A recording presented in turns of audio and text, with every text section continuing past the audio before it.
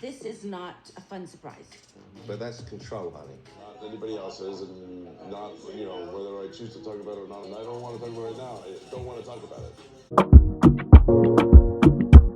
Hi everyone, welcome back to my channel. This is Sammy Sam P. Let's talk about the latest episode of the Real Housewives of Beverly Hills right now. It starts with Dorit and Erika who are meeting, only the two of them, because last episode was something else. Erika didn't have time for Dorit. She was like, I was asked a question and I answered it, but now she's coming ready to apologize, wanting to mend the relationship and everything. And Dorit is like, okay, well, I'm happy that you want to apologize because I have been going through X, Y, and Z with my husband. And I'm like, I want to make it a race thing, but I feel like sometimes white people open up so easily. Like, this girl was your enemy 2 weeks ago. And now, as soon as she apologized, you telling her how you've been having marital issues. And I'm like, I just can't. I feel that it also might be the plan for the Reed to have, marital issues being in the forefront of the show. I think it's possible. I don't think she's trying to hide anything. And she's actually coming in very calculated. Then we have Garcelle and Sutton quickly talking via FaceTime. They are planning a birthday trip for Krystal, who is turning 40 years old. I'm like, Krystal looks pretty good. 40? Wow. You look good, girl. She looks still very young. I don't know if I felt that way because all the ladies are older, but I think that she looks pretty good for 40 years old. She has that, young girl appeal to her. So having your friend planning a trip, having the show planning a trip. This is one thing I love about the Real Housewives of Beverly Hills. They're giving luxury. Like, it's going to be 2 trips per season. Like, I love that. That's probably the best part for me, to see them just living their best rich life. Then we have Sutton, who hired a matchmaker. So the matchmaker comes and Sutton is not playing. Like, she knows what she wants and it doesn't seem that she wants to compromise. She wants him tall, she wants him big, and she doesn't want him to have an opinion on her life. Apparently, Sutton has, issues stemming from a past marriage where she didn't really have a voice, and she doesn't want that anymore. I totally understand her.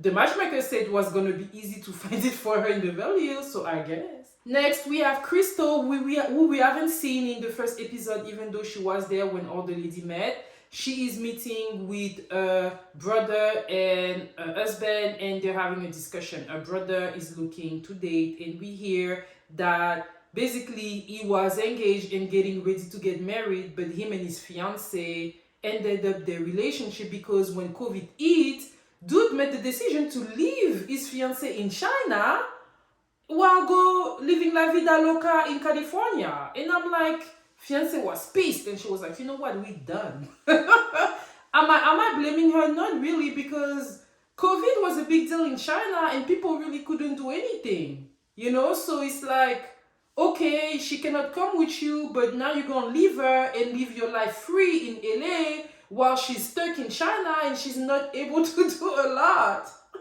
I'm just saying, like, So apparently, Krystal feels like it's her fault if her husband, her brother and her fiancé are not together anymore, and his fiancé are not together anymore. And when they're talking about him, getting married to maybe someone younger and stuff, the face Krystal made, I was like, Krystal is giving me sister-in-law from hell. The face she made, she's not the Krystal we see on the show that's like, oh, meek. I think that whenever the camera are off, if her brother comes in with a girl she don't like, she's gonna show her pepper. There's something about her, the dream, I was like, ooh. Next, we have Garcelle and Sutton meeting and, catching up. Garcelle is, a little bit emotional, which got Sutton emotional. You ain't gonna make me cry. Why? Those girls really have a true friendship, I think, because crying without even knowing why your friend is crying, but you're crying because your friend is crying, yeah. She really likes Garcelle, and Garcelle is letting her know what she's going through with her son. The son wants to go and live with the father. Yeah, he just wants freedom, and I feel like the son knows that his dad is probably going to let him do more things than his black mom would, and he's enjoying from that, but I just hope that this is not going to, be back against him later down the line. But Garcelle is sad, and certainly is telling her a lot of truth, you know, amongst one about, you know, teenage boys, they be mean sometimes and stuff like that, so don't take it to heart, you know. And then Sutton tells Garcelle about her meeting with the matchmaker and realizing that because of everything that she's gone through in her marriage, now she's really tough on the things that she's looking for, and she doesn't want to be with a man that's going to try to, you know, not want to include her when it comes to big decision in their family and stuff like that. I do not blame Sutton at all. I'm just saying I don't. Money is good, but you also want to feel respected, you want to feel valued, and when you are not getting those things, it gets really complicated. So yeah, I love to see the two of them. I love their friendship, and yeah. Then we have Kyle, who has been enlisted by PK for a surprise for Dorit. He's trying to recreate a scene from Pretty Woman for his anniversary with Dorit. So Kyle comes and pick up Dorit, and then they get to talk. And Dorit is like, is everything okay with your marriage? Because you've been saying some things and everything. And honestly, I would have been mad at Dorit asking, but Kyle was the one that literally opened the door. As I was telling you all during episode 1, I felt that first episode, everybody kind of basically let everybody else know what their storyline is going to be for the season. So Kyle letting them know that she was having issues with her husband, of course Dorit was going to ask, you know. And whenever they have the discussion, I'm sure Dorit is thinking, yeah, there's definitely a problem. Actually, she said it in her confessional, right? So then at some point, when they get to the venue, Dorit is like, what's going on? What's going on? And she realizes that it's a surprise from her husband. So she actually got really anxious. She wanted to call her husband, call her kid. Hi. Mama, we're involved. We know everything. You need to stop stressing. You need to start with us, and you need to stop stressing. Mama, Kid ended up, you know, making her feel better. And Dorit is explaining that she still has anxiety because going through things with her husband, and then apparently she was stolen from again. So that triggered a PTSD that she already had before. So yeah, she's been going through a lot and it's really affecting her. And yeah, at first she wasn't really excited. Ended up, you know, getting dressed, choosing a dress and getting dolled up, wearing red. PK was wearing his best suit, and he got jewelry for her that he got from, like, he didn't buy it, that's what he said, right? And during the confessional, PK was being a little mean toward Kyle because he's like, Mauricio wouldn't do that to you. I was like, the shade, the shade, the shade, the shade. So yeah, they're having a good time and everything. And then they started fighting. I'm wearing. This is not a fun surprise. But that's control, honey. Yeah. And sometimes when your husband's taking control, and do it. You know, I'm like, what the heck? Heard on the grapevine that they're currently living separately, which is sad, but it's like, dude, like, this man just went all out for you, and you're like, no, that wasn't really a good surprise. Because you couldn't choose your clothes. Yeah, definitely need to do better. You know what I mean? I feel like she's not really appreciative of what he's doing for her, and she needs to do it. Yeah, that was awkward seed number 1. Awkward seed number 2 was on the next scene when Mauricio and Kyle are celebrating Porsha's 15th birthday. I can't believe Porsha is 15. She is such a cute young teenager. I remember seeing her for the first time. She was so young. I think she was like 3-4 years old, and seeing her like as a young lady and beautiful and stuff like that, it was really nice. So she has friends over and family over, and Mauricio's mom and dad comes, and the mom was like, what's going on? Everything is okay with you, Mauricio, right? Yeah. Every time I open Google, it was like something about you guys separating, divorcing, whatever.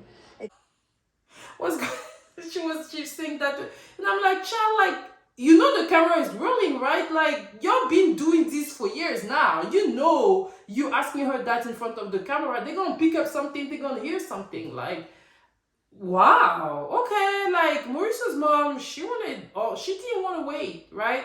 So then the situation with the tattoo comes in, and Mauricio is not happy about it here.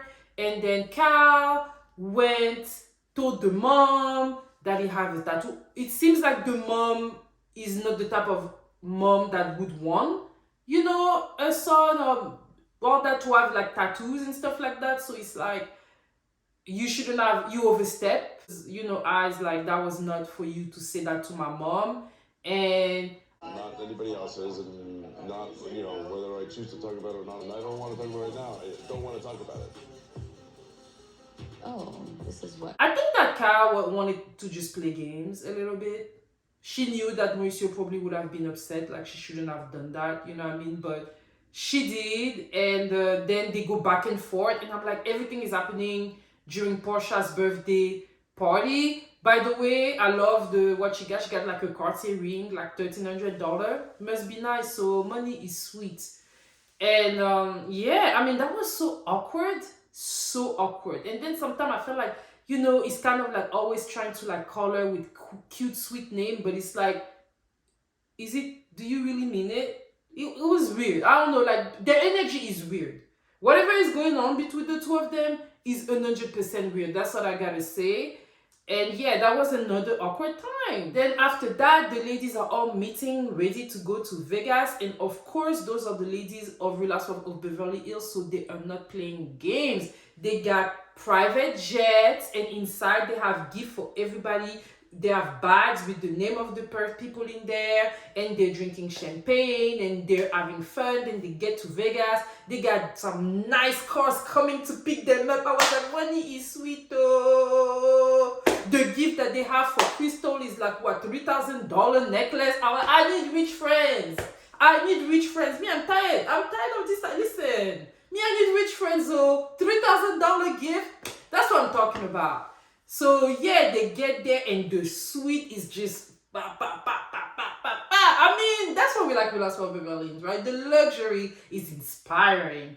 And then when they're in the car, Garcelle asks Dorit, like, did you bring up and help people to come and help? And she's like, no. And I'm like, his money is probably lacking. And then Krystal was like, I did. Okay, Krystal. I don't know what they're going to do on you, but we shall see. And then when they get there, I already had the people coming in and install her stuff. And I was like, somebody used to do that. I think it was the ladies like of the model, the mom of the model. I forgot her name, the tall lady. I think she used to do that. She used to have, one of them, I think one person used to have people coming first and set up her stuff. I'm like, child, you have your people coming and set up stuff in that little mini closet that you're sharing with Garcelle. Just doing the most. But hey, money is sweet and Sutton got it. And yeah, y'all, it seems like things are about to get crazy. I don't really know what happened between Sutton and Erika. I don't know, but it seems like drama is going to arise.